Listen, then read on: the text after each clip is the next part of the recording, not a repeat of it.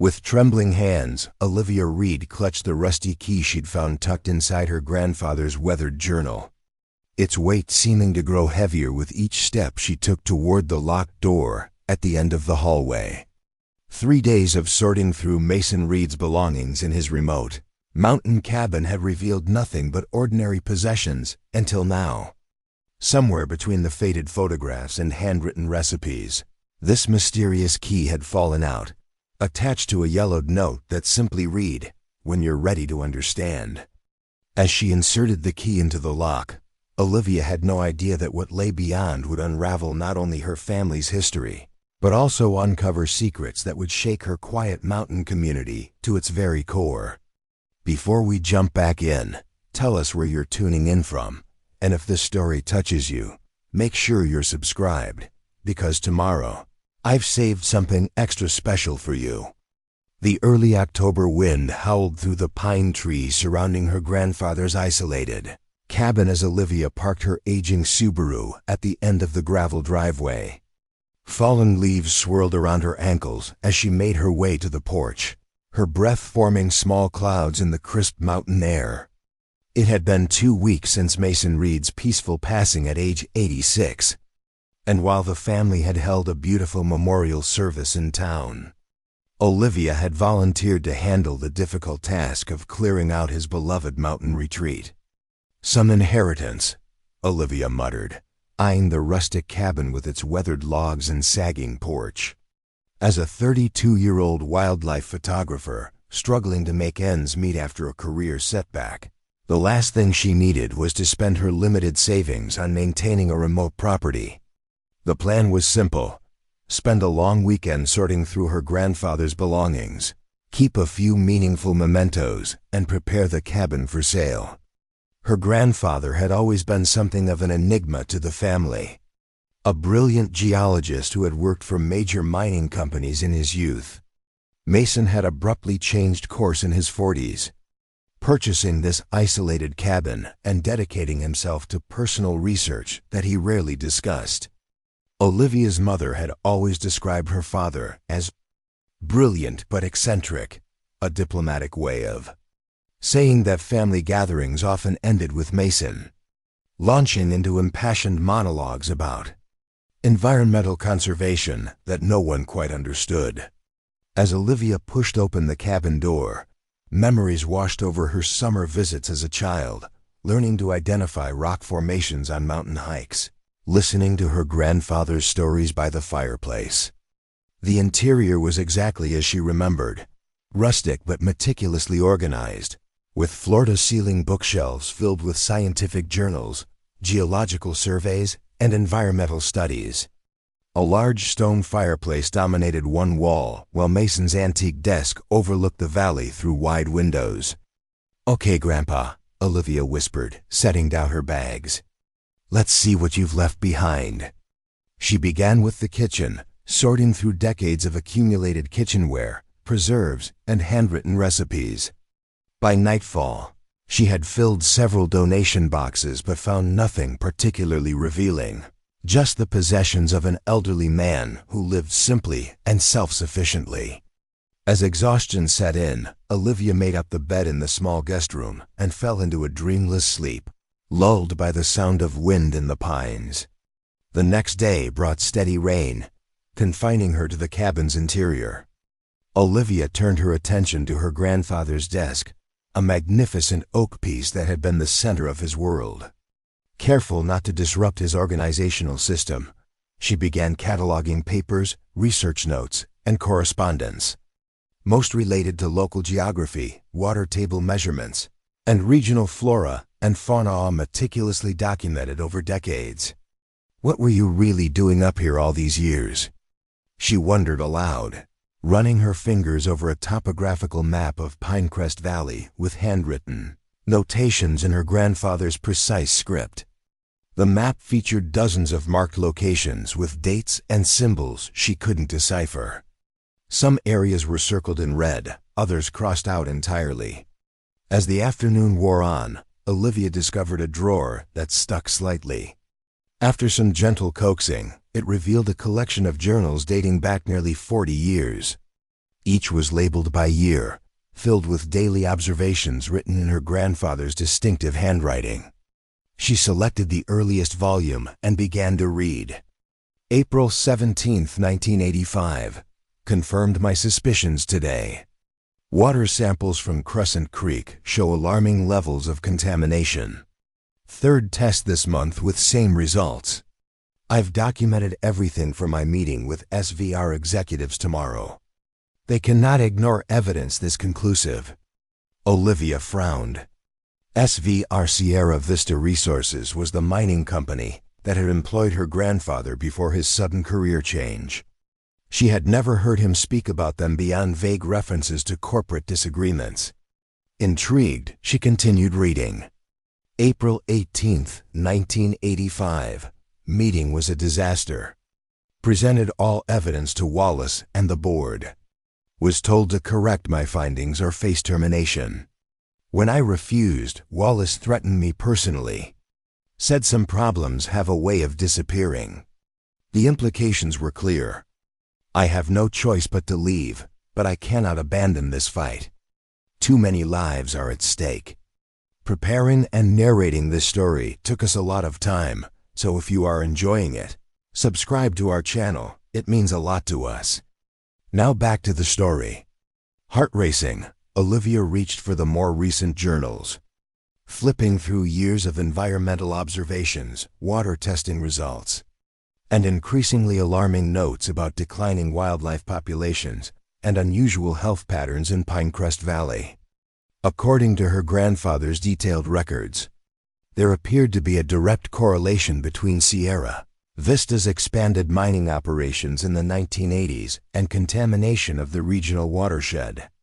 Most disturbing were his notes about a significant spike in rare cancers and neurological disorders in communities downstream from the former mining sites. This can't be real, Olivia whispered, the implications staggering. If her grandfather's research was accurate, Sierra Vista Resources had knowingly poisoned the valley's water supply for decades, then systematically covered it up and continued to do so even now, long after the mines had officially closed. As evening approached, Olivia found herself surrounded by journals, maps, and water testing records, piecing together the story her grandfather had documented for nearly 4 decades. The picture that emerged was both heartbreaking and infuriating. Mason Reed had spent his retirement years not as an eccentric recluse, but as a dedicated citizen scientist, meticulously building a case against his former employers that no one seemed willing to hear. She was about to close the final journal when a folded piece of paper slipped out. Unfolding it revealed a handwritten letter addressed to her.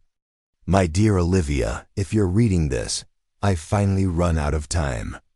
I've always known you would be the one to find these records. You have the same stubborn commitment to truth that got me into this mess in the first place. What began as a routine environmental assessment for SVR in 1985 led me to discover something terrible. Deliberate contamination of our valley's water with mining byproducts far more toxic than anyone realized.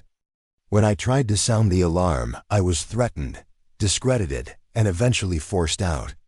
Rather than flee, I chose to stay and document the consequences. The cabin you're sitting in was strategically purchased because it allows monitoring of the watershed from an uncompromised position. There is more evidence I couldn't risk keeping in plain sight. Look for the key in my field journal, the one with the eagle feather bookmark. What you do with all of this is your choice, but know that the people of Pinecrest Valley are still drinking poisoned water while Sierra Vista's executives collect their bonuses in distant cities. I'm sorry to leave you with this burden, but you've always seen the world with clear eyes. With love and faith, Grandpa Mason. Attached to the letter was a small, antique-looking key. With shaking hands, Olivia returned to the desk and located the journal mentioned in the letter. The eagle feather bookmark 1 she had given her grandfather on her 12th birthday marked a page with a simple sketch of the cabin's layout, including a space behind the basement storage room that wasn't reflected in the actual floor plan she knew. Night had fallen completely now, and the storm outside had intensified, rain lashing against the windows as thunder rumbled in the distance. Armed with a flashlight, Olivia made her way down the narrow stairs to the cabin's small basement. The storage room at the back had always been off-limits during her childhood visits, just old equipment and boring samples. Her grandfather had explained whenever she'd asked. The room was exactly as she remembered it, shelves lined with rock specimens, field equipment, and storage containers. Nothing unusual or suspicious. Olivia examined the back wall carefully, running her hands along the rough-hewn wooden planks. Near the floor in the corner, her fingers detected a slight irregularity, a seam where none should be. Pressing against different sections of the wall, she felt one panel give slightly under pressure. Heart pounding, Olivia inserted the key into a nearly invisible keyhole and turned it. With a soft click, a section of the wall swung inward, revealing a narrow doorway. "Oh my God," she breathed, aiming her flashlight into the darkness beyond. The hidden room was small but meticulously organized. Metal shelving units lined the walls, filled with labeled storage boxes, water sampling equipment, and what appeared to be medical records. A desk against the far wall held a computer setup that seemed surprisingly modern given her grandfather's general aversion to technology. Most striking was the large corkboard covering one entire wall, a complex timeline spanning decades, connecting newspaper clippings, photographs, medical records, and maps with colored strings. At the center was an aerial photograph of Sierra Vista's main mining facility, surrounded by documentation of what appeared to be covert waste disposal operations. Olivia stepped closer, examining photographs that showed workers dumping unidentified liquids into remote streams under cover of darkness. Next to these were medical records, dozens of them documenting rare cancers, neurological disorders, and birth defects in communities downstream from the mining operations. Each case was pinned to the timeline, creating a damning pattern that spanned nearly 40 years. On the desk was a sealed envelope with her name written on it.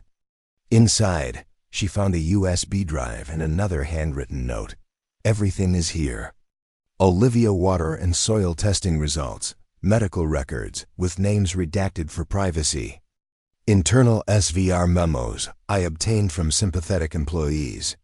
Photographs of illegal dumping activities, and most importantly, the chemical analysis proving that the contaminants in our water are specifically from SVR's proprietary extraction process. I've created digital backups of everything, encrypted and stored in multiple locations.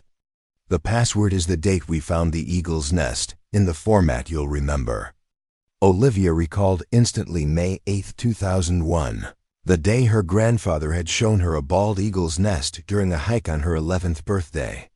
It had been their special secret. With trembling hands, she turned on the computer. Despite her grandfather's age, he had maintained a surprisingly sophisticated system, including a satellite internet connection that still functioned. The USB drive contained exactly what his note had promised: meticulously organized evidence documenting decades of environmental crimes. Most shocking were files in a folder labeled SVR Internal. These included scanned copies of memos between Sierra Vista executives discussing the containment strategy for dealing with Reed's allegations and the minimal financial impact of potential lawsuits compared to the cost of proper waste disposal. One memo from 1987, written by then CEO Wallace Thorne, explicitly directed staff to continue operations as discussed, despite known health risks, citing the prohibitive costs of alternative disposal methods. As she delved deeper into the files, Olivia discovered that Sierra Vista Resources had not, as publicly claimed, ceased operations in Pinecrest Valley. Through a network of shell companies, they had maintained control of key facilities and continued to use the area for waste disposal from their operations in neighboring states. Taking advantage of the region's remote location and limited environmental oversight, Most disturbing was a folder containing medical data from the past 5 years, proof that the contamination was not a historical issue but an ongoing crisis. According to her grandfather's analysis, rates of certain rare cancers in Pinecrest Valley remained 8 times the national average, with particularly high concentrations in neighborhoods using well water. Dawn was breaking by the time Olivia had processed even a fraction of the evidence. Her mind raced with implications and questions. Sierra Vista Resources had evolved into SVR Global, one of the largest mining conglomerates in the world, with operations on 5 continents and political influence to match. Her grandfather had spent decades building a case against them, but had never gone public. Why? The answer came in a final video file dated just 3 months earlier.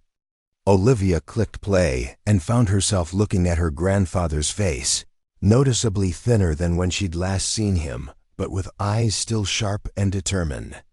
"Olivia," he began, his voice slightly weaker than she remembered, "if you're watching this, you've found everything.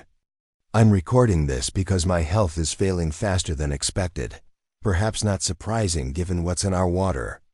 He offered a wry smile. "I never took my fight public for one simple reason. I couldn't prove it was intentional rather than negligent. And without that distinction, SVR's lawyers would have buried any case in procedural delays until long after I was gone. But last month, something changed. An old colleague at SVR, someone with a conscience that finally overcame their fear, contacted me with the internal documents you've now seen. These prove not only that SVR knew about the contamination, but made deliberate decisions to continue it, calculating that the profit margins justified the human cost. I've spent 40 years building this case, Olivia. I'm entrusting it to you now because you have the courage your mother and brother never quite found. You see injustice, and you cannot look away. It's what makes you stop to photograph the homeless man when others hurry past. What made you abandon that prestigious magazine job when they altered your photos to fit their narrative? What you do with all this is your choice.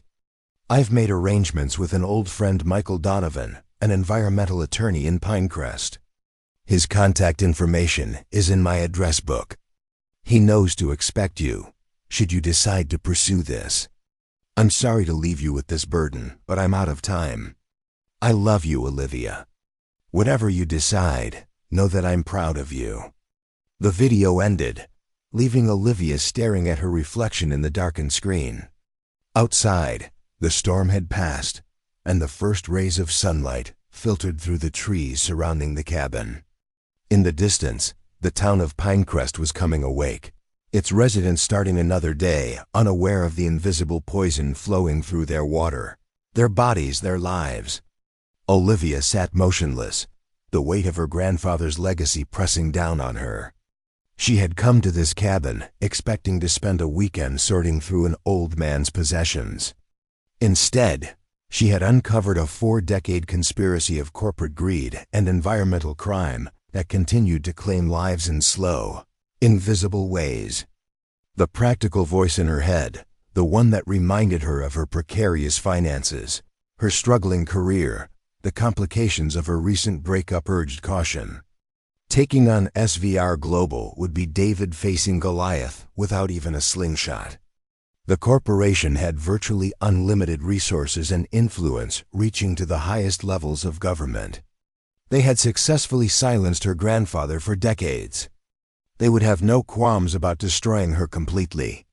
Yet as the morning light strengthened, illuminating the timeline of suffering her grandfather had so carefully documented, Olivia knew she had already made her decision. Some inheritances came with responsibilities that couldn't be declined. She reached for her phone and scrolled to her contacts, adding a new entry, Michael Donovan, environmental attorney. As her finger hovered over the call button, a noise outside made her pause. Through the basement window, she glimpsed a black SUV pulling up the cabin's driveway, unusual for this remote location, especially at such an early hour. The vehicle had no markings, but its tinted windows and deliberate approach triggered an instinctive alarm. Suddenly, Her grandfather's paranoia didn't seem so irrational after all. Someone had been watching the cabin, perhaps had been watching Mason Reed for years.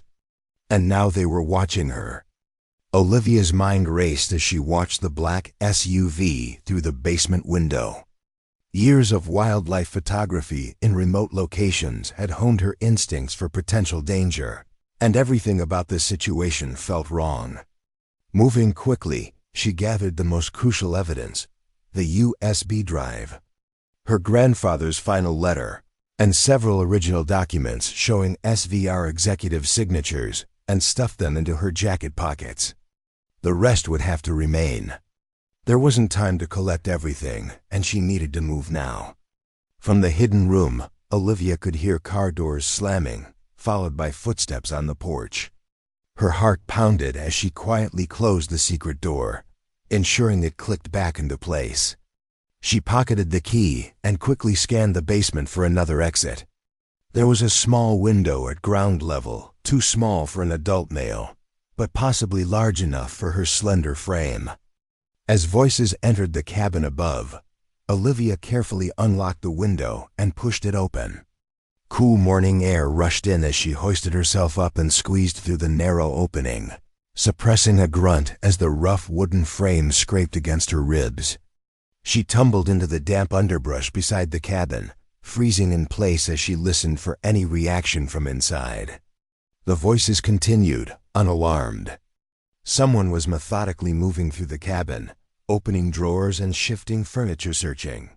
Staying low, Olivia crept along the cabin's perimeter until she reached the dense pine forest that surrounded the property. Only when she was safely hidden among the trees did she allow herself to breathe normally again. Her Subaru was parked in plain view. Using it to escape was not an option. But Olivia knew these woods better than whoever was searching the cabin. Throughout her childhood summers, her grandfather had taught her every trail, stream, and landmark in these mountains. There was a fire road about 2 miles east that connected to the main highway. If she could reach it, she might be able to flag down a passing vehicle. Moving as quietly as possible through the underbrush, Olivia maintained visual contact with the cabin. A second SUV had arrived, and men in casual clothing, but with the unmistakable bearing of private security, were establishing a perimeter on the property. One spoke into a radio, scanning the tree line where she had just been standing. Professional, Olivia whispered to herself. Not police. The distinction was important. Law enforcement would have announced themselves, approached openly. These men moved with the confidence of people accustomed to operating without oversight. When she had put sufficient distance between herself and the cabin, Olivia reached for her phone. No signal as expected in these remote mountains. She would need to reach civilization before she could contact anyone for help. Orienting herself using the morning sun, she set off toward the fire road, moving as quickly as the terrain would allow. The October forest was awash in crimson and gold, leaves crunching beneath her hiking boots as she navigated familiar paths. Under different circumstances, she would have been reaching for her camera, capturing the spectacular fall colors. Now those same vibrant leaves felt like a liability, making it harder to move silently. After about 20 minutes of steady hiking, Olivia paused to catch her breath and check her bearings. From this ridge, she had a partial view of her grandfather's cabin. What she saw made her blood run cold. Flames were visible, licking up one side of the rustic structure. Even as she watched in horror, the fire spread rapidly across the dry wooden exterior. "They're burning it all," she gasped, the realization hitting her like a physical blow. All her grandfather's decades of research, the meticulously organized evidence, the irreplaceable records being deliberately destroyed. The message couldn't have been clearer. Someone was erasing Mason Reed's life's work, and they wouldn't hesitate to eliminate anyone who threatened to expose what he had discovered. Newfound urgency propelled Olivia forward. She wasn't just running to find help anymore. She was running to preserve the truth before it could be completely extinguished. The USB drive in her pocket felt suddenly heavier, its contents representing the last remaining proof of her grandfather's claims. The fire road was farther than she remembered, or perhaps her fear distorted her sense of distance. By the time the gravel path came into view, Olivia's lungs burned and sweat plastered her hair to her forehead despite the cool mountain air. She followed the road downhill, knowing it would eventually lead to the highway. After nearly an hour of walking, a welcome sound reached her ears, an approaching vehicle. Olivia positioned herself in the middle of the road, waving her arms. An old pickup truck rounded the bend and slowed to a stop. Its driver, an elderly man in a flannel shirt and worn baseball cap, regarding her with surprise. "You all right, miss?" he called through the lowered window. "My grandfather's cabin caught fire," Olivia explained, deciding a partial truth was safest until she knew who she could trust. "I need to get into town right away." The man nodded, reaching across to push open the passenger door. "Hop in. I'm heading to Pinecrest anyway." As they descended the mountain, Olivia kept a watchful eye on the rearview mirror, half expecting to see black SUVs in pursuit. Her thoughts were a chaotic jumble of fear, grief, and determination. The cabin's destruction confirmed everything her grandfather had documented: VR's willingness to eliminate evidence and silence opposition. But it also meant she was now the sole custodian of a truth that powerful people were willing to commit arson to conceal. "You're Mason Reed's granddaughter, aren't you?" the driver asked suddenly, breaking into her thoughts. "Thought you looked familiar. He used to show your pictures around town when you'd visit." "Photographer, right?" Olivia tensed, uncertain whether to confirm her identity. The man must have sensed her hesitation because he chuckled softly. "No need to worry. Your grandpa was a friend, one of the few honest men left in these mountains. I'm Roy Garrett. Used to work for the Forest Service before they cut our budget to please the mining companies." "He never mentioned you," Olivia said cautiously. "Mason was careful about his associations," Roy replied, his weathered face solemn. "Especially after what happened to the Jennings family."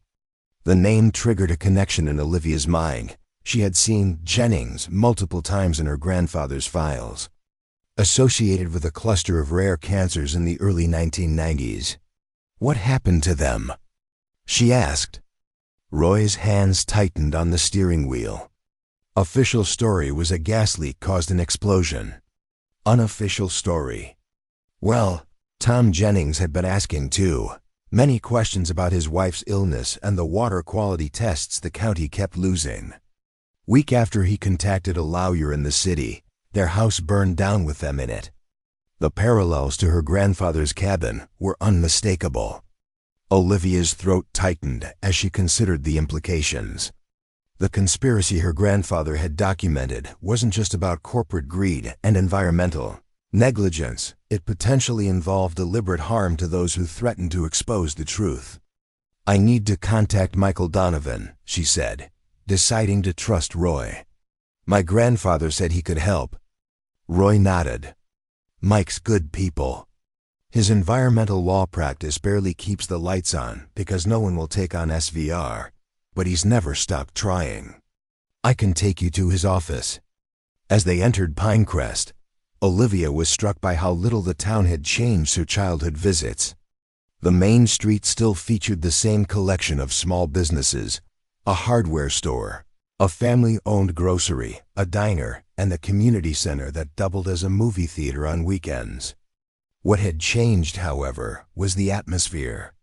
Where she remembered a vibrant mountain community, there now seemed to be a palpable heaviness. Storefronts displayed "for sale" signs, and a few pedestrians moved with a lethargy that couldn't be explained by the early hour. "Town's dying," Roy commented, noting her observation. "Been happening gradually since the mines officially closed. SVR promised economic development to replace the jobs, but that never materialized. Now we just get their waste and their silence." He parked in front of a modest storefront with a simple sign: Donovan Legal Services, Environmental, Property, and Family Law. The contrast with the gleaming corporate offices Olivia had photographed for business magazines couldn't have been starker. "I'll wait out here," Roy said. "Keep an eye out for our friends in the black SUVs." The office interior was surprisingly warm and welcoming, walls lined with photographs of Pinecrest Valley's natural beauty, many showing pristine landscapes now threatened by contamination. A middle-aged woman looked up from the reception desk, her expression curious but friendly. "Can I help you?" "I need to see Michael Donovan," Olivia said. "It's about Mason Reed." The woman's face softened with recognition and sadness. "Mason was a dear friend. I'm Clara Donovan, Michael's wife." "You must be Olivia. Mason talked about you often." Before Olivia could respond, a door opened, and a tall man with salt and pepper hair and wire-rimmed glasses emerged. Michael Donovan had the weary dignity of someone who had spent decades fighting unwinnable battles yet refused to surrender.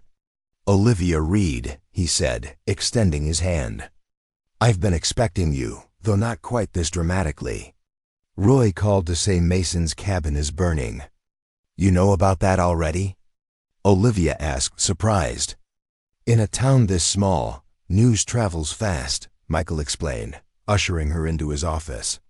"Especially when it involves Mason. Reed's property mysteriously catching fire days after his granddaughter arrives to clear it out." Once the door closed, Olivia quickly recounted the morning's events, discovering the hidden room, finding the evidence, the arrival of the security team, and her narrow escape as they set fire to the cabin. As she spoke, she placed her grandfather's final letter and the USB drive on Michael's desk. The attorney listened without interruption, his expression growing increasingly grave. When she finished, he sighed deeply and removed his glasses, pinching the bridge of his nose. "Your grandfather and I worked together for 30 years, he said finally. Gathering evidence, building a case, trying to find a legal path forward against an opponent with virtually unlimited resources. Every time we thought we had enough to move forward, witnesses would suddenly change their stories, officials would be reassigned, evidence would mysteriously disappear." "Why didn't you go public?" Olivia asked. "Take it to the national media." "We tried twice," Michael replied, his voice heavy with old frustrations.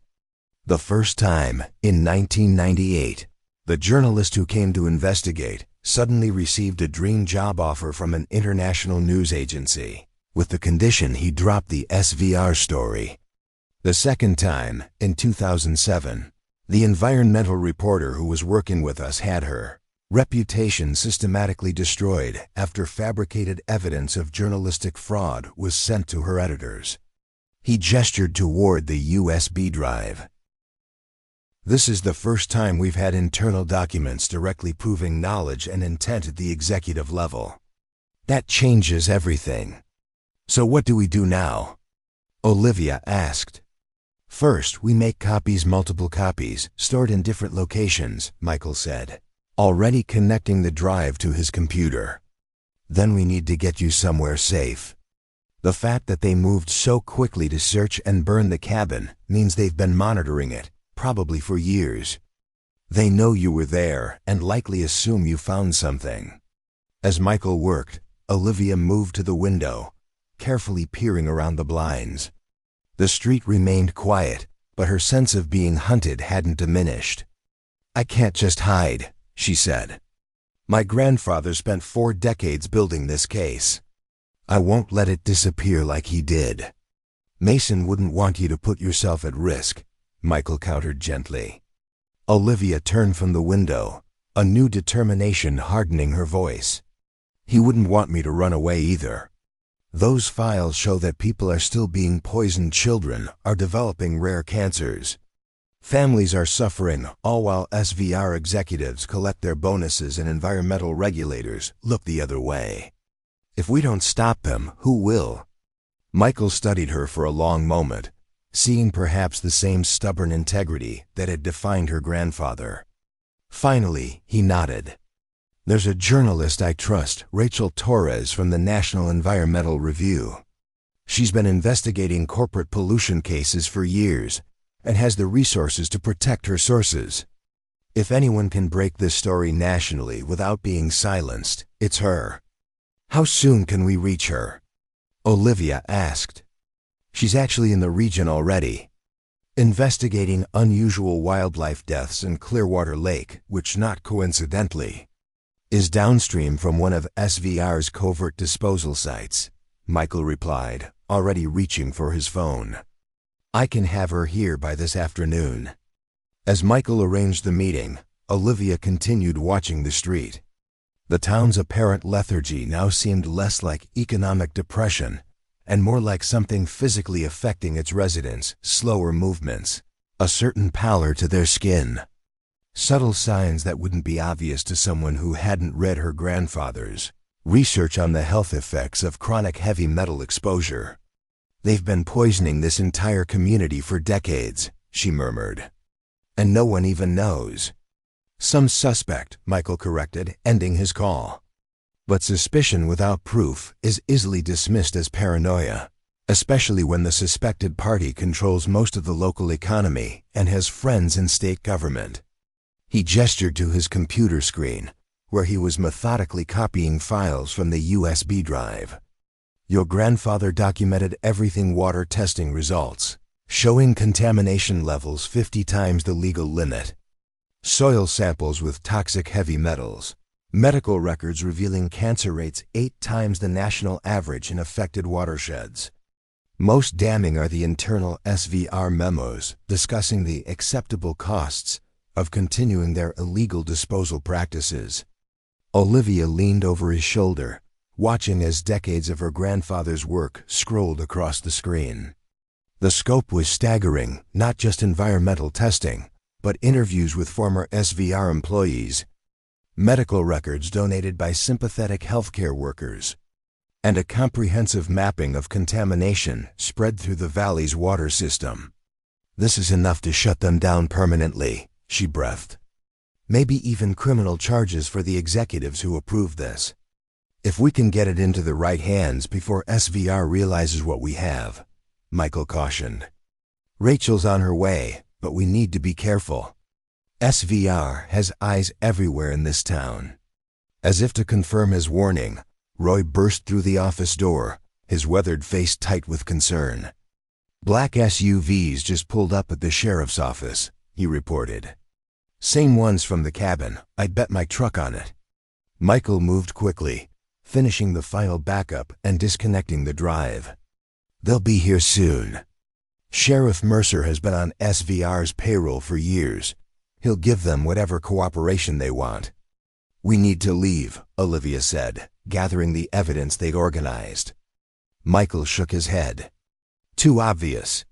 They'll be watching all roads out of town. He turned to his wife, who had appeared in the doorway. Clara, take Olivia through the back.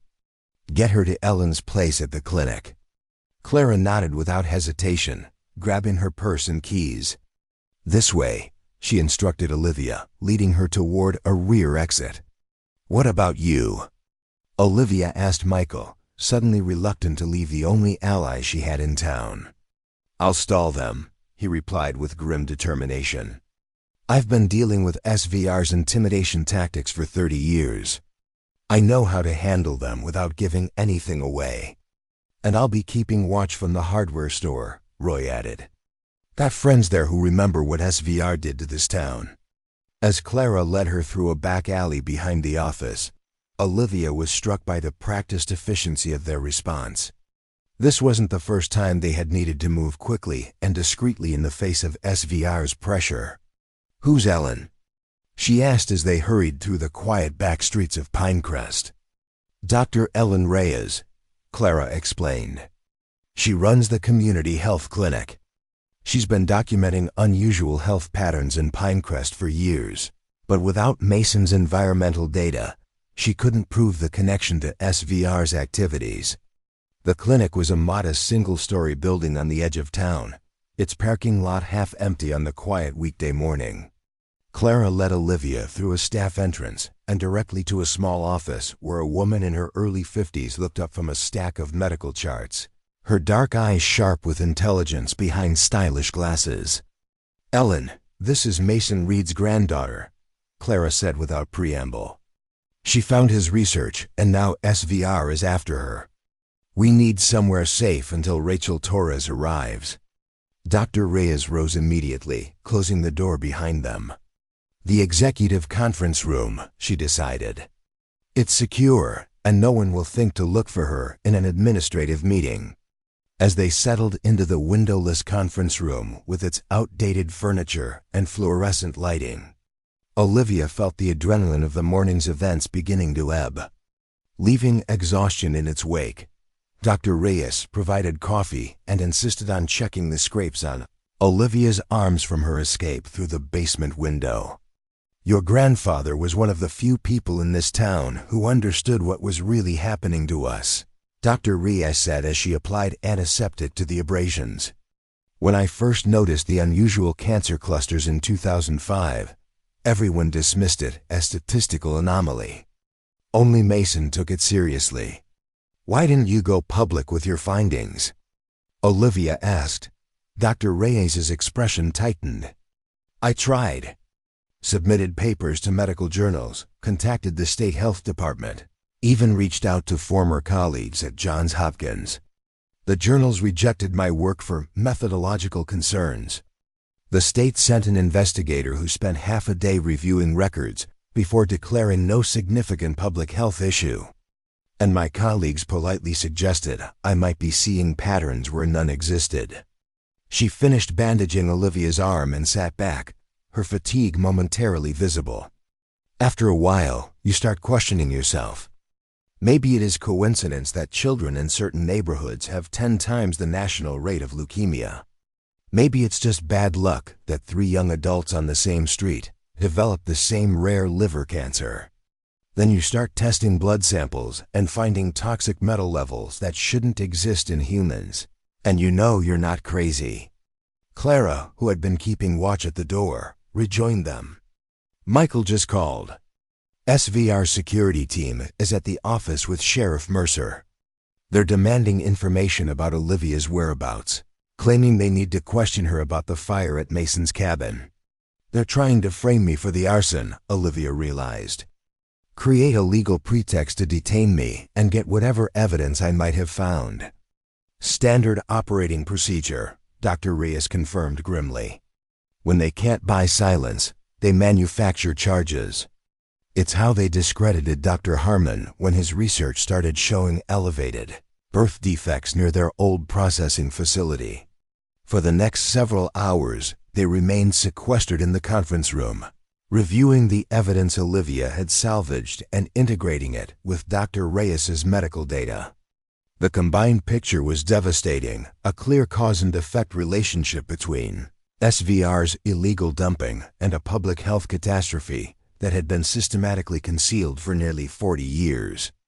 As afternoon approached, Clara's phone buzzed with a text. "Rachel Torres has arrived," she reported. "Michael's bringing her here through the service entrance." When the environmental journalist entered the room minutes later, Olivia was immediately struck by her purposeful energy.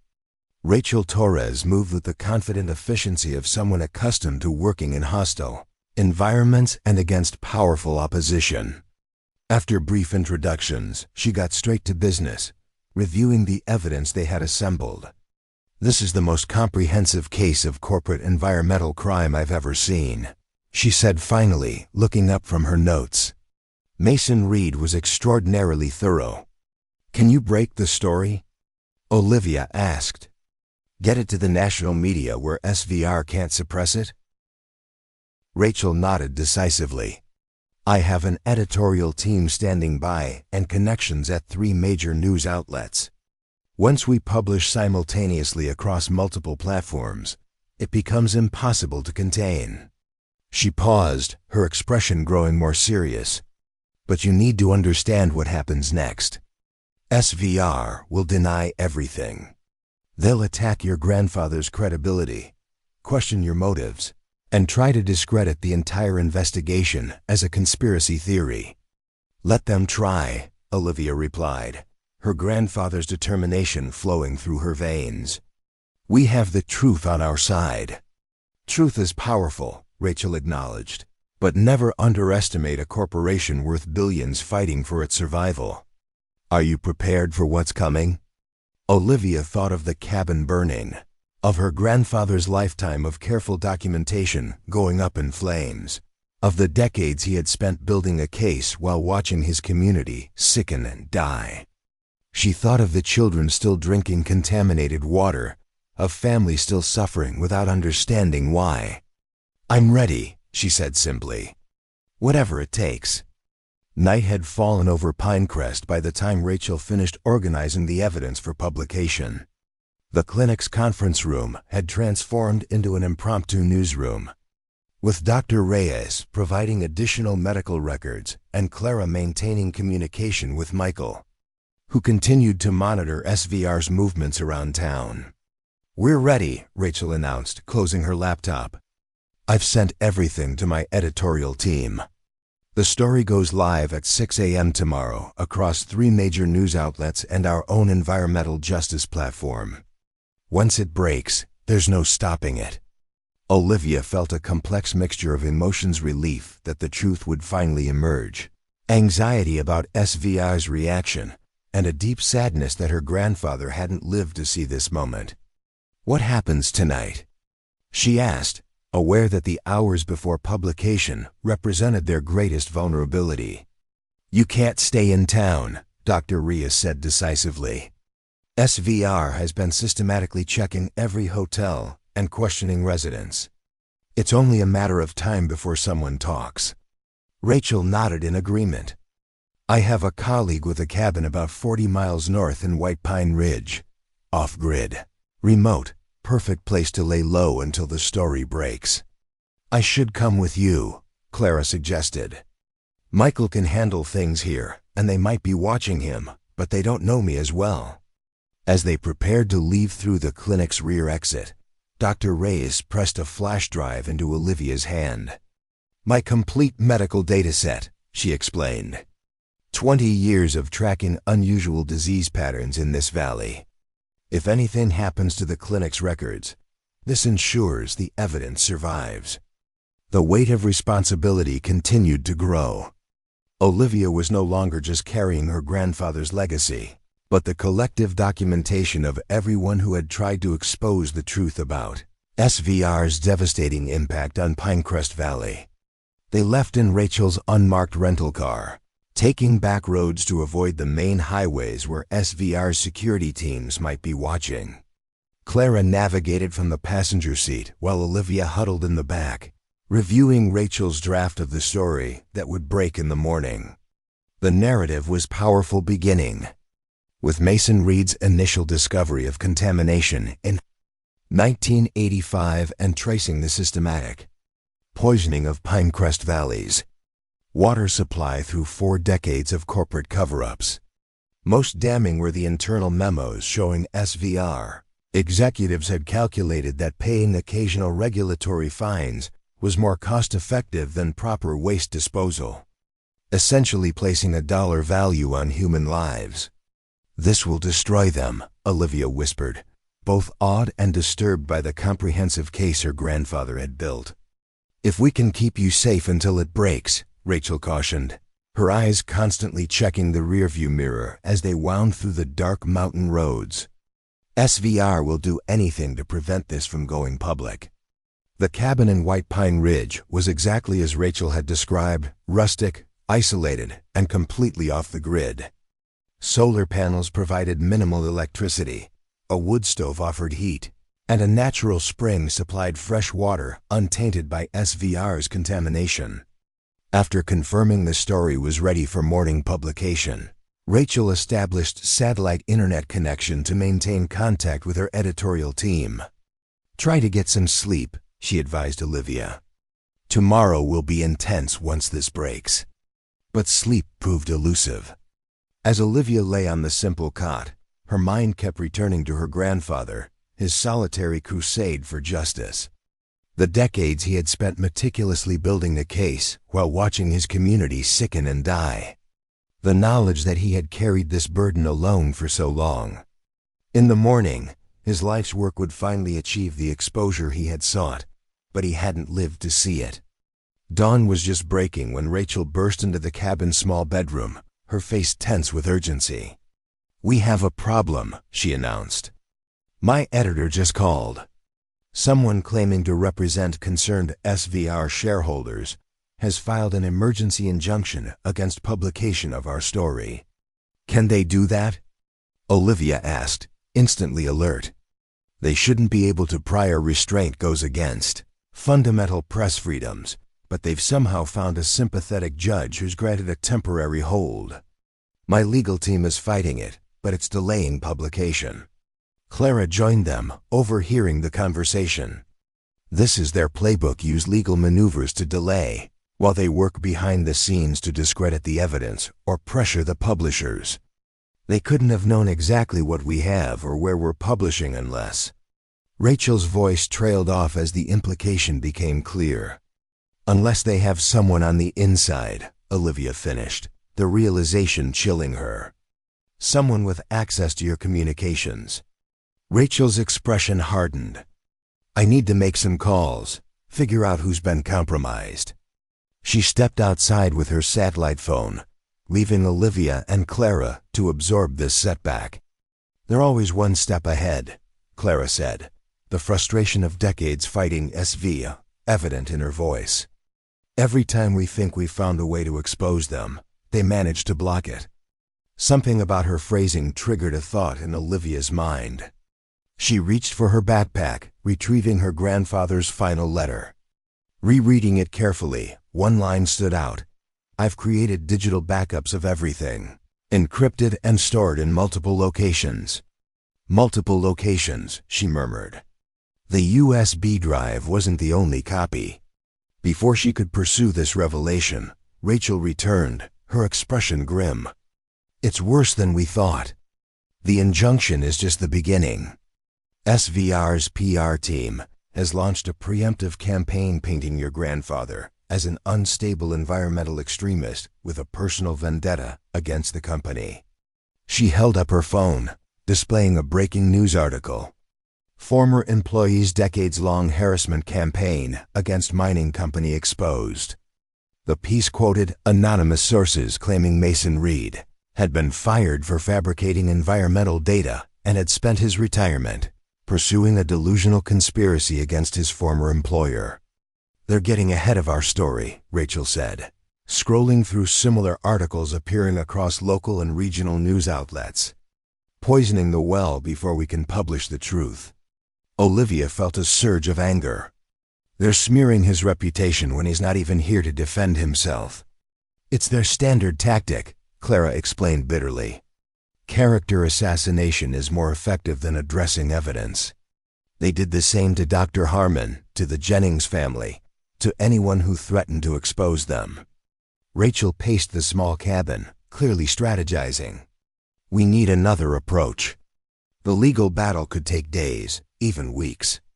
By then, they'll have solidified their narrative that this is all a disgruntled ex-employee's vendetta." Olivia returned to her grandfather's letter, reading it again with new understanding. Mason Reed had anticipated this exact scenario. SVR, blocking traditional media channels, attacking his credibility, using their influence to suppress the truth. That's why he had created multiple backups in different locations. "I think my grandfather prepared for this," she said, looking up from the letter. "He knew they might block one release, so he created alternatives." Rachel stopped pacing. "What kind of alternatives?" "I'm not sure yet, but he mentions multiple locations for his backups." The USB drive was just one. There must be others. A knock at the cabin door froze them all in place. They weren't expecting anyone, and the location was supposed to be known only to Rachel's most trusted colleagues. Rachel motioned for Olivia and Clara to move to the back room while she cautiously approached the door, a heavy flashlight in hand as an improvised weapon. "Who's there?" she called. "Michael Donovan," came the reply. "How did you find us?" Rachel asked, still wary. Clara texted me the location using our emergency protocol, a seemingly innocent message about visiting her sister that contained our pre-arranged code, Michael explained. I ditched my car 20 miles from here and hiked in using old logging trails. Once they had verified Michael wasn't followed, Rachel updated him on the injunction blocking their publication. His expression darkened at the news. They're pulling out all the stops, he observed. Usually they operate more subtly, but something about this situation has them truly frightened. The internal memos, Olivia suggested. They prove direct knowledge and intent at the executive level. That's different from being able to claim ignorance or blame lower-level employees. Michael nodded in agreement. Those documents could lead to criminal charges against current board members, not just corporate fines. They're fighting for their personal freedom now, not just company reputation. As they debated next steps, Olivia continued studying her grandfather's letter, searching for clues about the additional backups he had mentioned. She found herself thinking like a photographer. Where would she hide precious negatives to ensure they survived if disaster struck her primary storage? Wait, she said suddenly, interrupting the ongoing discussion. The eagle's nest. They all turned to her, confused by the non sequitur. My grandfather's password was based on the date we found an eagle's nest during a hike on my 11th birthday, Olivia explained, excitement building. It wasn't just a memory, it was a clue. There's something at that nest. After 40 years, an eagle's nest wouldn't still be there, Rachel pointed out reasonably. Not the actual nest, Olivia clarified, but the location. It's on Morton Ridge, overlooking the valley. We hiked there every year during my summer visits. She closed her eyes, visualizing the familiar trail. There's a distinctive rock formation at the summit, perfect visibility of both the valley and SVR's main facility. Michael's eyes widened with recognition. Mason used to take water samples from the streams. On Morton Ridge, said they were his control group. The only water sources in the area. Untouched by SVR's contamination because they were upstream from all operations. He would have known that location would remain significant and undisturbed, Clara added, catching on. A perfect place to hide backup evidence. Their renewed hope was interrupted by the sound of vehicles approaching on the remote access road, multiple engines growing louder by the second. Rachel rushed to the window, then immediately stepped back. 3 black SUVs, she reported grimly. Same type that were at Mason's cabin. Someone talked. Michael took charge immediately. There's a maintenance shed behind the cabin with a TV trails leading deeper into the forest. Rachel, take Olivia to Morton Ridge. Clara and I will stay and stall them. I can't leave you to face them alone, Olivia protested. You're not, Michael assured her firmly. You're carrying on the fight by finding that backup. That's more important than any of us. As Rachel gathered essential supplies and Olivia collected her backpack with her grandfather's letter and the existing evidence, Clara pressed a small canister into her hand. Bear spray, she explained. More effective than you might think against corporate security types, too. The goodbye was hurried but emotional. These people had been her grandfather's allies for decades, risking their own safety and careers to help expose the truth about SVR. Now they were doing the same for her. Find what Mason hid, Michael urged as they slipped out the back door. Complete what he started. Rachel led the way to a small utility shed where a dust-covered TV sat waiting. I know these trails, she assured Olivia, quickly checking the vehicle's fuel level. We can reach the base of Morton Ridge without using any main roads. As they sped away on the ATV, Olivia glanced back to see SVR's security team surrounding the cabin. Michael and Clara stood on the porch, seemingly calm, prepared to buy them precious time with whatever story they had concocted. The ATV trails wound through dense forest, occasionally crossing streams or skirting rocky outcroppings. Rachel drove with confidence, navigating the challenging terrain while constantly checking for signs of pursuit. Olivia clung to the handhold, her mind racing as she tried to recall exactly where on Morton Ridge her grandfather had taken her all those years ago. "We need to ditch the ATV before the final ascent," Rachel called over her shoulder as they approached a steeper section. "It's too noisy and leaves too obvious a trail." She parked the vehicle in a thicket of pines, concealing it as best she could with branches and underbrush. From here, they would continue on foot a challenging hike up rocky slopes that would require all their concentration. As they climbed, Olivia found herself drawing strength from memories of hiking these same mountains with her grandfather. Mason Reed had been tireless well into his 70s, his passion for the natural world and determination to protect it driving him forward despite age and isolation. If he could spend 40 years meticulously building a case against overwhelming odds, she could certainly complete this one final mission. The summit of Morton Ridge offered a breathtaking panorama of Pinecrest Valley. From this elevation, the town looked peaceful, picturesque, its darker reality of contamination and illness invisible to the naked eye. In the distance, SVR's main facility dominated the landscape, its industrial footprint a stark contrast to the surrounding natural beauty. Where exactly was this eagle's nest? Rachel asked, scanning the rocky outcroppings. Olivia closed her eyes, letting childhood memories guide her. "There," she said finally, pointing to a distinctive formation of 3 tall boulders clustered together. "We called it Three Sisters." The nest was on a ledge just below the middle rock.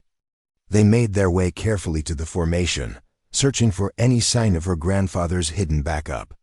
The ledge where the eagle's nest had once been was empty now, as expected after so many years. But the rocky shelf beneath, it showed signs of human disturbance, small drill marks in a pattern too precise to be natural. "Help me move these smaller rocks," Olivia directed, beginning to clear the ledge. Beneath the carefully arranged stones, they uncovered a small metal container, weatherproofed and secured with a combination lock. The container was anchored to the rock with expansion bolts, a professional installation, meant to withstand years of exposure to the elements. "The combination," Olivia murmured, examining the lock. "It has to be the same date, 05082001. The lock clicked open, revealing a waterproof package containing a heavy-duty external hard drive, a handwritten journal, and a sealed envelope with Olivia's name on it. With trembling hands, she opened the letter first. "My dear Olivia, if you're reading this, you've found my contingency plan.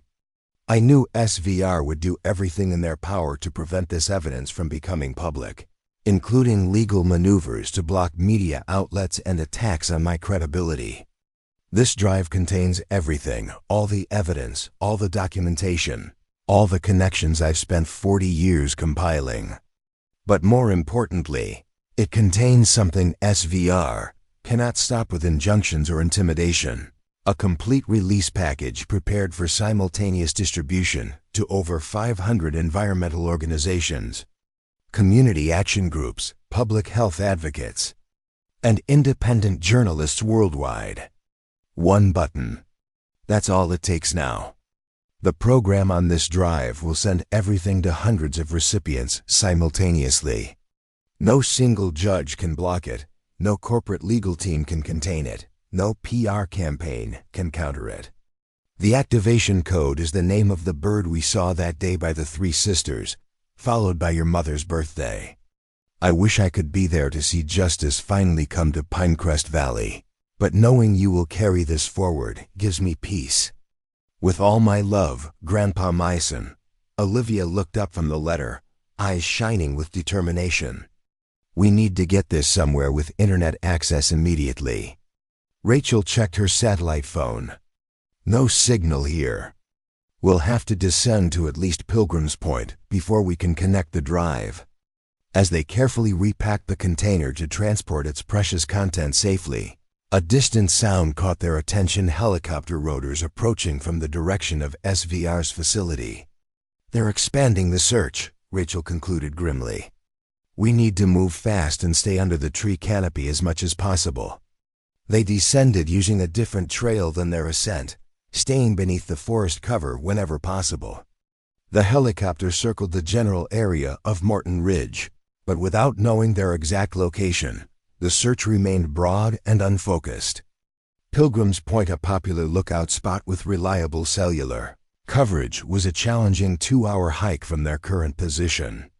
As they navigated the difficult terrain, Olivia found herself reflecting on the profound connection she now felt with her grandfather. What had begun as a reluctant duty to clear out an old man's cabin had transformed into a shared mission across generations, a torch passed from grandfather to granddaughter to bring light to decades of darkness. Do you think they'll be waiting for us at Pilgrim's Point? Olivia asked as they paused to catch their breath beside a small mountain stream. Rachel considered the question carefully. How did you find us? Rachel asked, still wary. Clara texted me the location using our emergency protocol, a seemingly innocent message about visiting her sister that contained our pre-arranged code, Michael explained. I ditched my car 20 miles from here and hiked in using old logging trails. Once they had verified Michael wasn't followed, Rachel updated him on the injunction blocking their publication. His expression darkened at the news. They're pulling out all the stops, he observed. Usually they operate more subtly, but something about the situation has them truly frightened. The internal memos, Olivia suggested. They prove direct knowledge and intent at the executive level. That's different from being able to claim ignorance or blame lower-level employees. Michael nodded in agreement. Those documents could lead to criminal charges against current board members, not just corporate fines. They're fighting for their personal freedom now, not just company reputation. As they debated next steps, Olivia continued studying her grandfather's letter, searching for clues about the additional backups he had mentioned. She found herself thinking like a photographer. Where would she hide precious negatives to ensure they survived if disaster struck her primary storage? Wait, she said suddenly, interrupting the ongoing discussion. The eagle's nest. They all turned to her, confused by the non sequitur.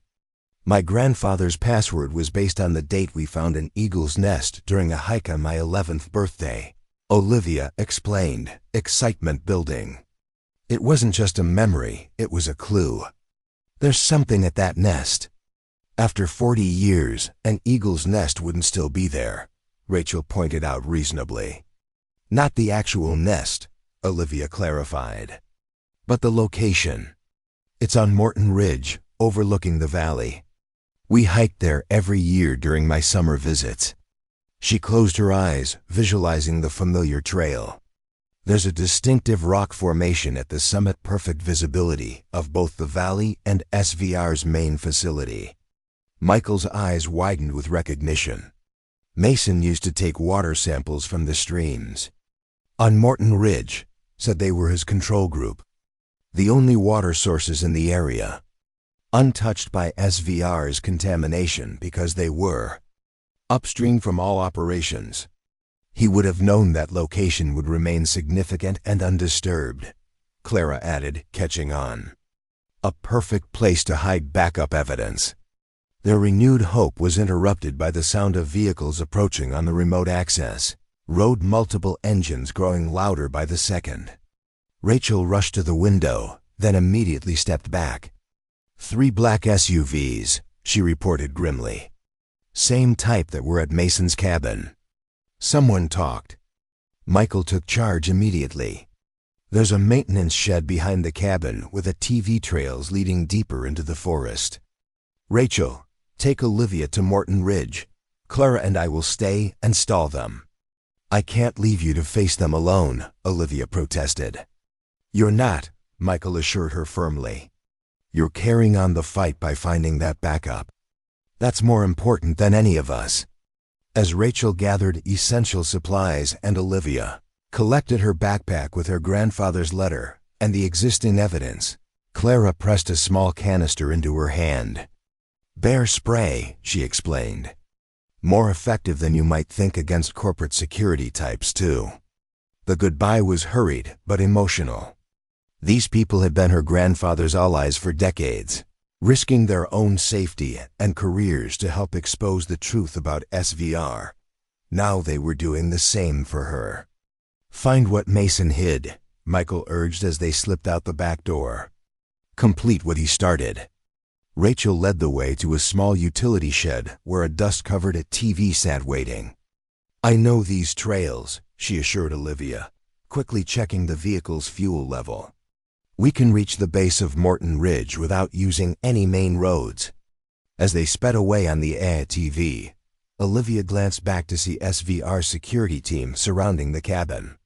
Michael and Clara stood on the porch, seemingly calm, prepared to buy them precious time with whatever story they had concocted. The ATV trails wound through dense forest, occasionally crossing streams or skirting rocky outcroppings. Rachel drove with confidence, navigating the challenging terrain while constantly checking for signs of pursuit. Olivia clung to the handhold, her mind racing as she tried to recall exactly where on Morton Ridge her grandfather had taken her all those years ago. "We need to ditch the ATV before the final ascent," Rachel called over her shoulder as they approached a steeper section. "It's too noisy and leaves too obvious a trail." She parked the vehicle in a thicket of pines, concealing it as best she could with branches and underbrush.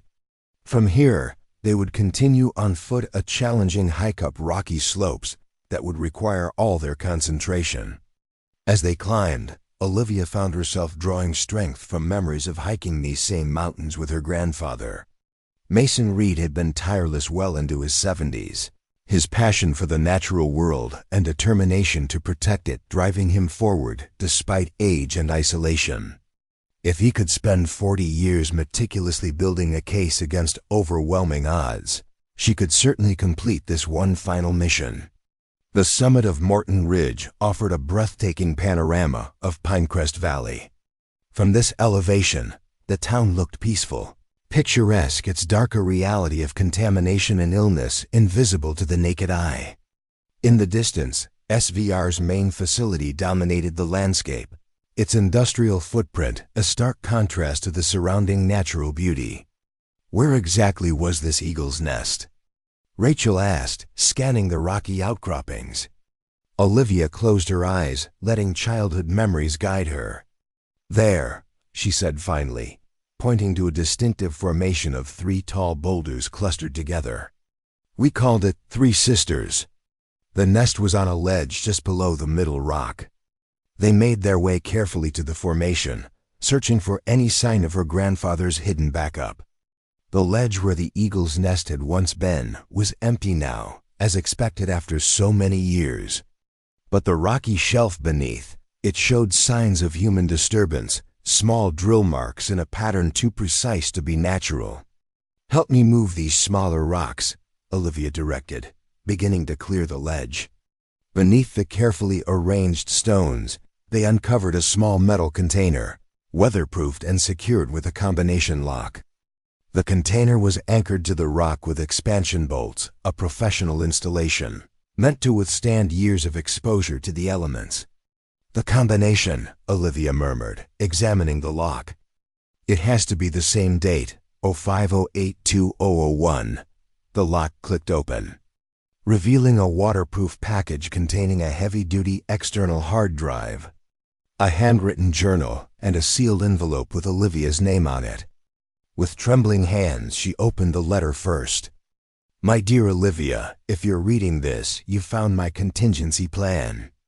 I knew SVR would do everything in their power to prevent this evidence from becoming public, including legal maneuvers to block media outlets and attacks on my credibility. This drive contains everything, all the evidence, all the documentation, all the connections I've spent 40 years compiling. But more importantly, it contains something SVR cannot stop with injunctions or intimidation. A complete release package prepared for simultaneous distribution to over 500 environmental organizations, community action groups, public health advocates, and independent journalists worldwide. One button. That's all it takes now. The program on this drive will send everything to hundreds of recipients simultaneously. No single judge can block it. No corporate legal team can contain it. No PR campaign can counter it. The activation code is the name of the bird we saw that day by the Three Sisters, followed by your mother's birthday. I wish I could be there to see justice finally come to Pinecrest Valley, but knowing you will carry this forward gives me peace. With all my love, Grandpa Mason. Olivia looked up from the letter, eyes shining with determination. We need to get this somewhere with internet access immediately. Rachel checked her satellite phone. No signal here. We'll have to descend to at least Pilgrim's Point before we can connect the drive. As they carefully repacked the container to transport its precious content safely, a distant sound caught their attention: helicopter rotors approaching from the direction of SVR's facility. They're expanding the search, Rachel concluded grimly. We need to move fast and stay under the tree canopy as much as possible. They descended using a different trail than their ascent, staying beneath the forest cover whenever possible. The helicopter circled the general area of Morton Ridge, but without knowing their exact location, the search remained broad and unfocused. Pilgrim's Point, a popular lookout spot with reliable cellular coverage, was a challenging 2-hour hike from their current position. As they navigated the difficult terrain, Olivia found herself reflecting on the profound connection she now felt with her grandfather. What had begun as a reluctant duty to clear out an old man's cabin had transformed into a shared mission across generations, a torch passed from grandfather to granddaughter to bring light to decades of darkness. Do you think they'll be waiting for us at Pilgrim's Point? Olivia asked as they paused to catch their breath beside a small mountain stream.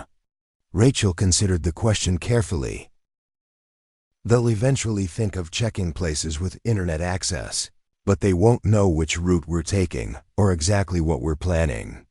Our advantage is they don't know about this backup or what it contains. When they finally reached Pilgrim's Point, the sun was beginning to set, casting long shadows across the valley. The lookout area was deserted, a stroke of good fortune given the circumstances. Rachel quickly established a connection through her satellite equipment while Olivia connected the external drive to her laptop. The drive contained exactly what Mason's letter had described: a comprehensive release package organized for maximum impact, with different versions tailored for different recipients. Environmental organizations would receive detailed testing data and contamination maps. Health advocacy groups would get anonymized medical records showing disease patterns. Journalists would receive the full narrative with supporting documentation. Government agencies would get formal complaints with legal citations.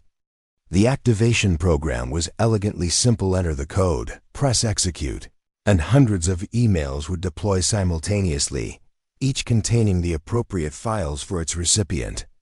The code, Olivia murmured, thinking back to that day 24 years ago. Golden Eagle plus my mother's birthday. She typed Golden Eagle 03171969 and hesitated, her finger hovering over the enter key. Once we do this, there's no going back, Rachel cautioned. SVR will know exactly who released the information. Olivia thought of her grandfather working alone in his cabin for decades, meticulously building this case while watching his community suffer. She thought of Dr. Reyes documenting unusual disease patterns year after year, of Michael and Clara Donovan fighting unwinnable legal battles, of Roy Garrett and others in Pinecrest who had lost loved ones without ever knowing the true cause. They've had 40 years without accountability, she said firmly. That ends now. She pressed enter. The program executed flawlessly, progress bars showing hundreds of emails deploying across the globe. Within minutes, Mason Reed's lifetime of evidence would reach environmental activists, public health experts, investigative journalists, regulatory agencies, and community advocates worldwide. Far too many recipients for SVR to intimidate, silence, or legally restrain. As they watched the final confirmations appear, Rachel's satellite phone rang. It was Michael. "SVR knows something major is happening," he reported, his voice tense but hopeful. "Their security teams just received urgent recall orders to the main facility. Whatever you found, whatever you did, it's sending them into crisis mode." "It's done," Olivia confirmed, a weight lifting from her shoulders. "My grandfather's evidence is being released worldwide right now. Hundreds of organizations and individuals are receiving it simultaneously. There's no stopping it now." As if to confirm her words, Rachel's phone began buzzing with notifications. "It's starting," she said, scrolling through messages. "Environmental groups are already issuing statements. Health advocacy organizations are calling for immediate investigations. 3 major news outlets have bypassed the injunction by reporting on the worldwide release of documents alleging decades of environmental crimes." Olivia stood at the edge of Pilgrim's Point, gazing out over Pinecrest Valley as the sunset painted the sky in brilliant oranges and purples. Somewhere in the gathering darkness, her grandfather's cabin lay in ashes, his physical possessions destroyed by those who had tried to silence him. But his legacy, his unwavering commitment to truth and justice, had survived, transformed now into a global movement that would finally bring accountability to those who had poisoned his beloved valley for profit. The helicopter that had been searching for them earlier now headed rapidly back toward SVR's facility, its mission suddenly less important than the corporate crisis unfolding. In town, lights were coming on as residents began receiving news alerts about the story breaking worldwide. A story about their town, their water, their health, and the company that had sacrificed all 3 in the name of profit. "What happens now?" Olivia asked, watching the valley transform in the fading light. Rachel smiled, her eyes reflecting the determination that had carried her through countless environmental battles. "Now justice happens. Investigations, lawsuits, regulatory actions. SVR won't survive this, not in its current form. The evidence is too overwhelming, too widely distributed." As darkness fell completely over Pinecrest Valley, Olivia thought of her grandfather standing in this same spot years ago, watching the community he loved while carrying the terrible knowledge of what was happening to it. The burden he had carried alone for so long was now shared by hundreds, soon to be thousands of advocates worldwide. The inheritance he had left her wasn't just a cabin or its contents, it was a purpose, a mission. The chance to complete what he had started and bring healing to a community that had suffered in silence for too long. What had begun as a reluctant duty to clear out an old man's possessions had transformed into something profound, a bridge between generations, a testament to the power of persistent truth against overwhelming odds. In that moment, standing at Pilgrim's Point with the evidence secured and justice finally in motion, Olivia Reed had never felt closer to the grandfather she had barely known, but now profoundly understood. Dawn broke over Pinecrest Valley 3 days after Mason Reed's evidence had been released to the world. Olivia stood on the porch of Michael and Clara Donovan's home, nursing a cup of coffee as she watched the morning light transform the landscape. The valley looked the same as it always had, picturesque mountains rising above the small town nestled among pine forests, yet everything had changed. News vans lined the main street, their satellite dishes reaching skyward like mechanical flowers. Journalists from across the country had descended on the once overlooked community, now the epicenter of what many were calling the environmental crime of the century. State environmental officials in hazmat suits collected water and soil samples throughout the region, while federal investigators had established a command center in the community hall. "It's quite a sight, isn't it?" Michael said, joining her on the porch. 40 years I've been fighting this battle, and I never truly believed I'd see this day." In the immediate aftermath of the worldwide release, events had unfolded with breathtaking speed. By morning after the release, 3 different regulatory agencies had announced investigations into SVR Global. By noon, the company's stock had plummeted 45%, triggering trading halts. By evening, the FBI had executed search warrants at SVR's corporate headquarters, while EPA teams descended on facilities in 5 states. Most dramatically, Sheriff Mercer, after a tense standoff with state police, had been taken into custody for obstruction of justice and evidence tampering. His decades of cooperation with SVR, suddenly a liability rather than protection. The warrants against Olivia related to her grandfather's cabin fire had been immediately rescinded, replaced by statements from fire investigators confirming evidence of deliberate arson by unknown parties. Has there been any statement from SVR's executives? Olivia asked, watching a new contingent of officials arrive at the contamination testing site, visible from the porch. Wallace Thorne has resigned as CEO, Michael reported, a note of satisfaction in his voice. Several board members have also stepped down. Their official statement claims they had no knowledge of historical environmental compliance issues and are fully cooperating with ongoing investigations. Olivia scoffed. After the internal memos we released showing Thorsonally directed the illegal dumping to continue. That defense won't stand up for 5 minutes. They're scrambling, Michael agreed. Their entire legal strategy for decades has been based on preventing this evidence from becoming public. Now that it's out, they have no contingency plan. Clara emerged from the house with a tablet displaying breaking news headlines. The governor just announced emergency funding for comprehensive health screening for all Pinecrest Valley residents, she reported. And the state health department is establishing a specialized treatment center for those affected by the contamination. The swift response from authorities had been perhaps the most surprising development. Politicians who had once accepted SVR's campaign contributions now raced to distance them from the company, competing to demonstrate their commitment to environmental justice and public health. Dr. Reyes must be overwhelmed, Olivia observed, thinking of the community physician who had documented unusual disease patterns for years without support. Actually, she's been appointed director of the new treatment initiative, Clara said. Finally, someone recognized that she's the most knowledgeable person about the health impacts of these specific contaminants.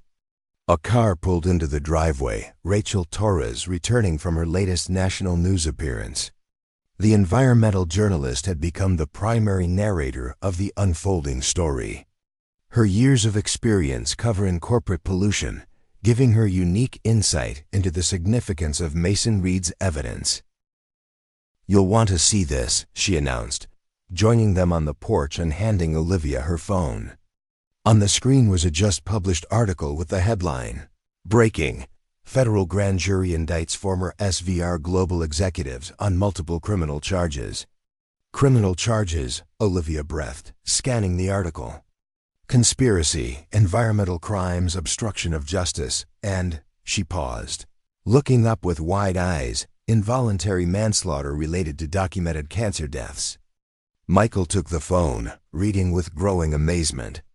This is unprecedented. Corporate executives are rarely charged personally for environmental crimes, let alone manslaughter. The evidence was too overwhelming to ignore, Rachel explained. Your grandfather documented a clear chain of decision-making that led directly from executive orders to illegal dumping to specific illnesses and deaths. He established the causal connection that's usually missing in these cases.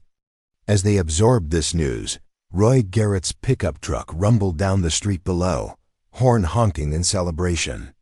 The former Forest Service employee had become something of a local coordinator, helping organize community meetings where residents could share information and support each other through the revelations about their health issues. The town's coming alive again, Clara observed, watching as neighbors gathered around Roy's truck. For years, everyone moved through life with this heaviness, an undiagnosed malaise that went beyond economic struggles. Now there's purpose, solidarity. Olivia nodded, understanding exactly what Clara meant. In just the few days she had been in Pinecrest, she had witnessed a profound transformation in the community's energy. The revelation that their health problems weren't random, Bad luck, but the result of deliberate corporate actions had unified them in righteous anger and determination for justice. "There's something else you should see," Rachel said more quietly, retrieving an envelope from her bag. "This came from my contact at the National Environmental Review. They want to run a feature story on Mason Reed, his life, his work, his legacy." She handed Olivia several printed mock-ups of the proposed article. The headline read, "The Man Who Never Gave Up, How Mason Reed's 40-Year Quest for Environmental Justice Finally Prevailed." The layout included some of Olivia's childhood photos with her grandfather, his environmental testing work, and a powerful closing image of Morton Ridge at sunset. "They'd like you to provide additional personal perspective," Rachel explained. "Help people understand not just what he did, but who he was." Olivia traced her finger over her grandfather's image, his weathered face captured mid-explanation, hands gesturing as he showed a young Olivia how to test water pH levels. The memory was so vivid she could almost hear his patient voice, explaining how healthy ecosystems maintained their delicate balance.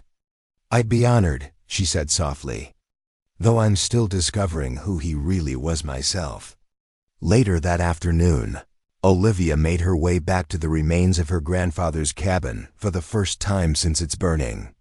State fire investigators had completed their work, confirming that the blaze had been deliberately set with accelerants typically used by professional arsonists.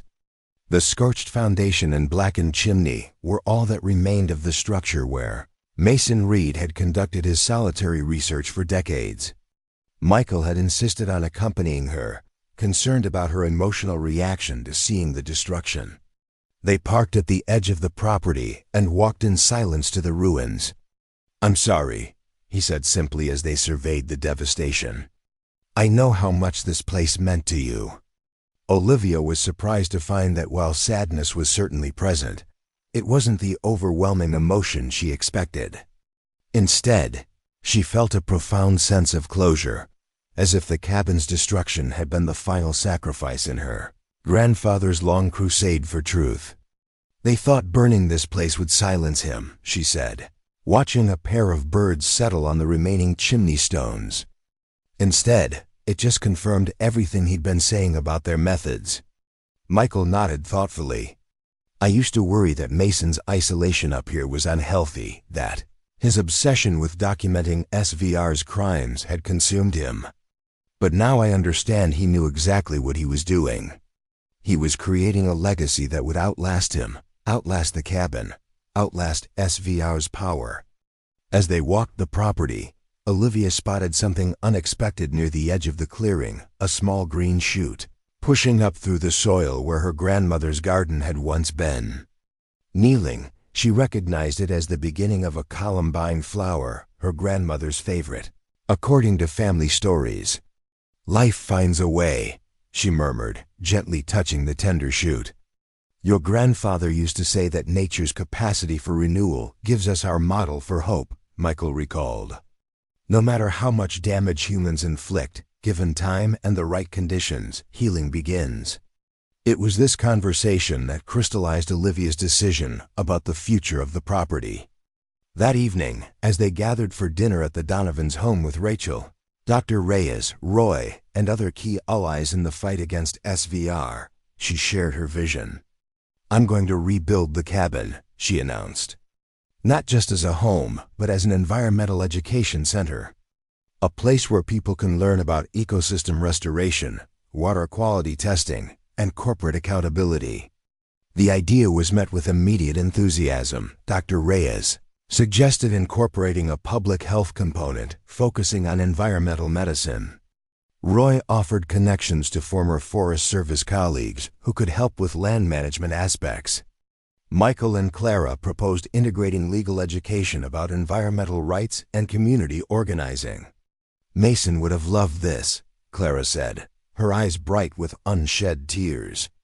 "Transforming a place of solitary research into a community resource." "We could apply for grants from environmental foundations," Rachel added.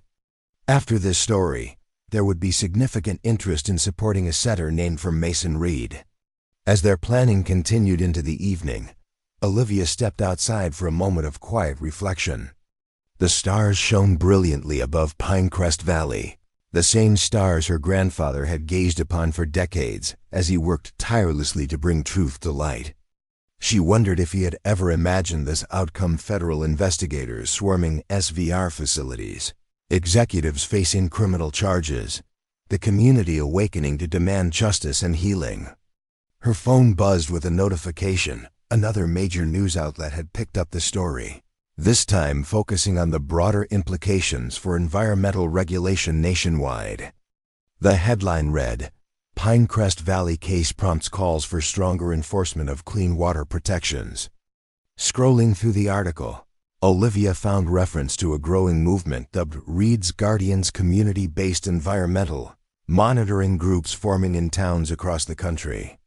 Inspired by Mason Reed's decades-long citizen science work, regular people were purchasing water testing kits, documenting potential contamination, and connecting with environmental lawyers to hold corporate polluters accountable. When she returned inside, Rachel was discussing the upcoming congressional hearing where she would testify about corporate environmental crimes. "They've asked if you would consider testifying as well," she told Olivia, sharing your grandfather's story and how his evidence was almost lost. The thought of speaking before Congress was intimidating, but Olivia found herself nodding. He spent 40 years being ignored by those in power. The least I can do is make sure they hear him now. 2 weeks later, standing on Morton Ridge at sunrise, Olivia felt a profound sense of coming full circle. She had returned to the Eagle's Nest location, the place where her grandfather had hidden his most crucial evidence, to scatter a portion of his ashes as requested in his will. Michael, Clara, Dr. Reyes, Roy, and Rachel had joined her for this private ceremony, each carrying memories of Mason Reed's impact on their lives. "He could see the entire valley from here," Olivia said as they gathered around the Three Sisters rock formation. The town, the streams, SVR's facility, everything he was fighting to protect. "I think that's why he chose this spot for his contingency plan." It represented the perspective he maintained through all those years, seeing the whole picture when others could only see pieces.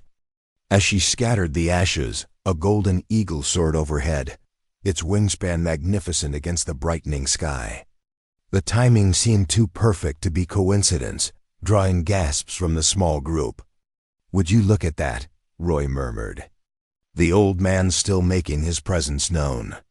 In the months since Mason Reed's evidence had been released to the world, Pinecrest Valley had transformed from a dying town poisoned by corporate greed into a national symbol of environmental justice and community resilience. The SVR facility had been permanently closed, with federal officials overseeing a comprehensive remediation plan expected to create jobs for years to come. A special healthcare fund established from SVR assets would provide lifetime medical monitoring and treatment for affected residents. Most importantly, the town itself had awakened from decades of suppressed knowledge and illness. Community meetings overflowed with people sharing their stories, connecting long mysterious health issues to the now confirmed contamination, and working together to envision a different future for Pinecrest Valley. The architectural plans for the Mason Reed Environmental Education Center had been finalized, with groundbreaking scheduled for spring.